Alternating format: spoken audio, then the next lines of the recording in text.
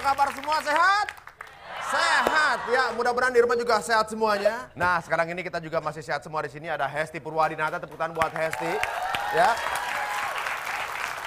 Dan juga band yang sangat luar biasa, My Own Music. Iya. Ini kita ngomongin gitar kan, diawali dengan tadi orang tapping gitar. Itu, gitar, kalau kita ngomongin gitar, ini walaupun gitar siapa main musik, orangnya kalem si Larry, tapi kalau lagi marah, dia mainnya bisa kayak Slash. Tapi hatinya kayak Smash. Langsung saja kita infokan gitaris terbalik di dunia. Terbaik? Terbaik, ya terbaik. Ya kalau dihitung dari bawah, oke. Terbaik di dunia. Yang pertama siapa, Ti? Ini berdasarkan polling yang dibuat oleh majalah Rolling Stone. Yang pertama menempati posisi kelima, yaitu gitaris asal Inggris, Jeff Beck. Ini adalah salah satu dari 3 gitaris legendaris yang pernah bermain di band The Yardbirds. Jeff Beck sering dianggap sebagai gitaris yang mempopulerkan penggunaan distorsi untuk musik rock. Oh ya, kita lihat video dari Jeff Beck.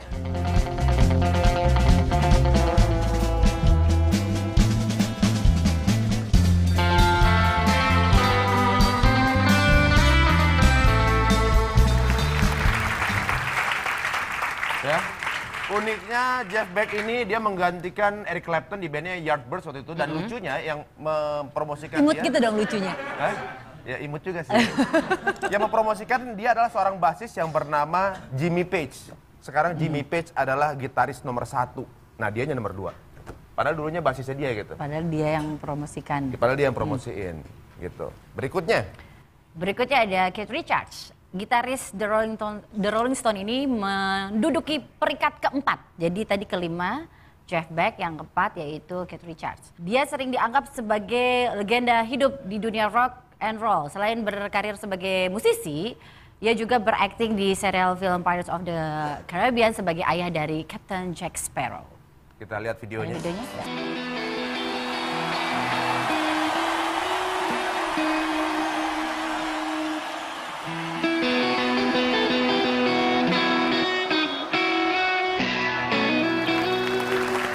Lucunya memang faktanya Keith Richards adalah seorang yang kidal, tapi dia lebih milih untuk memainkan gitar kanan dikarenakan suaranya kedengarannya unik, kata dia gitu. Berikutnya yang tadi Ari sempat sebut yaitu Jimmy Page di posisi ketiga. Gitaris sekaligus salah satu pendiri band Led Zeppelin ini yang salah satu lagu ciptaannya adalah Stairway to Heaven, lagu yang banyak dianggap sebagai salah satu lagu rock terbaik sepanjang masa. Kita lihat.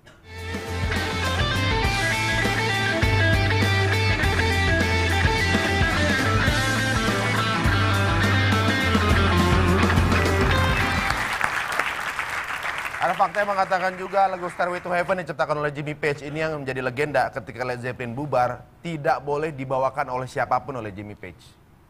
Dia kalau suruh bawain, dia mendingan bawanya instrumental karena nggak ada seorang pun yang bisa nyanyi seperti Robert Plant itu katanya.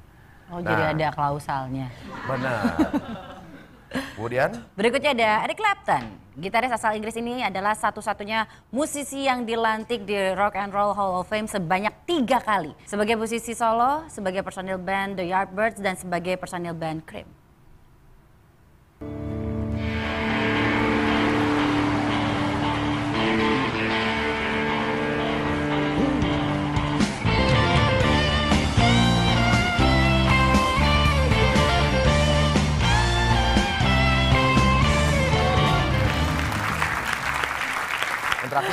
Yang terakhir di posisi pertama ada Jimi Hendrix. Walaupun karir mainstreamnya hanya berlangsung selama 4 tahun, Jimi Hendrix dianggap sebagai salah satu gitaris yang paling berpengaruh di dunia rock and roll dan menduduki peringkat pertama di daftar gitaris terbaik dunia. Kita lihat.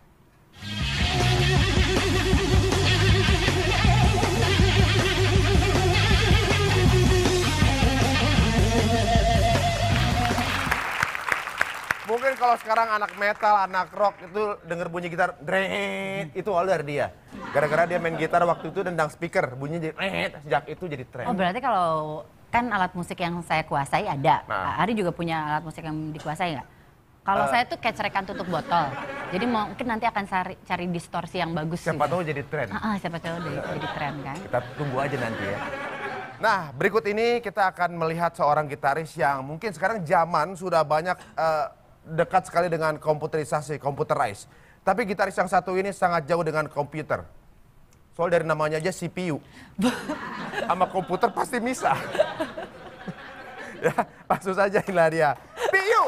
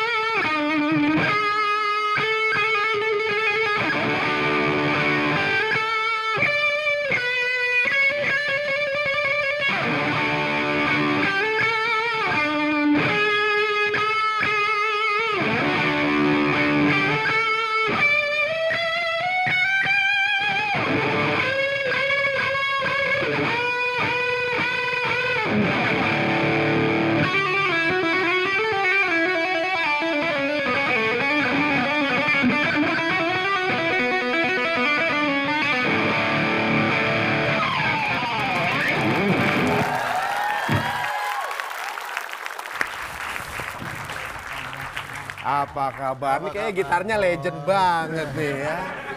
Ini kalau ngelihat Piu, aduh sampai jatuh getar nih.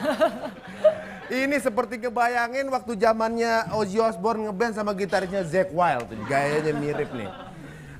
Kalau boleh tahu ini ada gitar, ada historisnya juga nggak? Historisnya emang ini custom buat saya.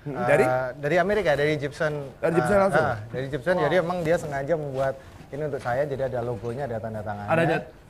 Ada ini nih. Ada signaturenya View nih.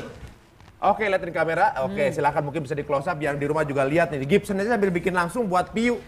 Ya, ini tahun berapa nih? Ini tahun 2010 lah, 2010, 2011. 2010. Jadi awalnya saya bikin sendiri pakai, awalnya gitar putih biasa. Terus saya bikin pakai pakai lakban, pakai Scotlight gitu. Jadi akhirnya aku pakai terus. Tapi lakbannya lama-lama aku pikir ya udah aku cat aja, aku bikin cat sendiri kan.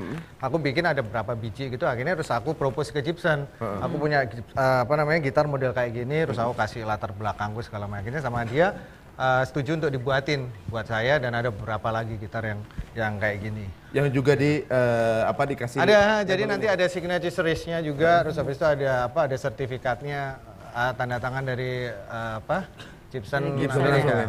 Luar biasa. Susah loh. Kalau boleh tahu ini gitar, ini kan ibaratnya seperti sesuatu yang sudah mendarah daging kehidupan Mas Piu. Dari tahun berapa sih pertama kali belajar gitar? Pertama kali belajar gitar, tahunnya saya lupa, tapi yang pasti kelas 2 SMP. Waktu itu aku pengen bisa main lagu Stairway to Heaven. Terus lihat ada teman saya SMP kelas 2, dia kalau main gitar di kelas, pas waktu istirahat, itu selalu dikerubungin sama teman-teman cowoknya. Aku sih Cowok. Targetnya cowok apa cewek nih? Jadi gue ngebayang kalau gue yang main gitar pasti cewek-cewek yang ngerubungin. Oh gitu. Terus akhirnya gue minta belajar sama dia, ajarin dong gue lagunya Stairway to Heaven. Dia bilang langsung ngejudge aku. Kamu gak bakal bisa main gitar karena gitar ini susah, buat kamu gak bakal bisa. Jadi dari situ akhirnya gue ngondok kan, sebel gitu, akhirnya aku belajar sendiri. Belajar sendiri gimana caranya main lagu Stairway to Heaven itu. Jadi karena dia nggak denger Stairway to Heaven yang pertama kali dipelajarin itu. Udah nih, segini ya. Ya. Oke, ini Stairway to Heaven yang pertama kali dipelajarin ya.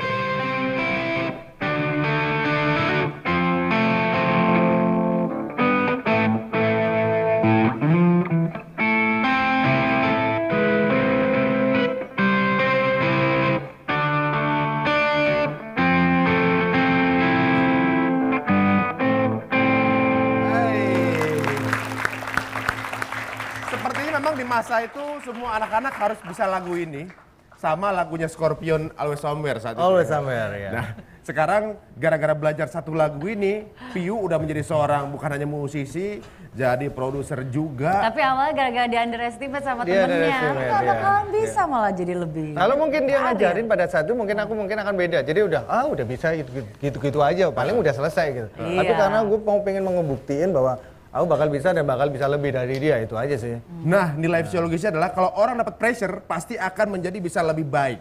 Nah, ini sebuah contoh. Jadi kalau Anda di lingkungan Anda punya pressure, pasti kalau Anda bisa ngelawannya, Anda bisa jadi orang lebih baik. Dan kemana-mana hanya di Tonight Show.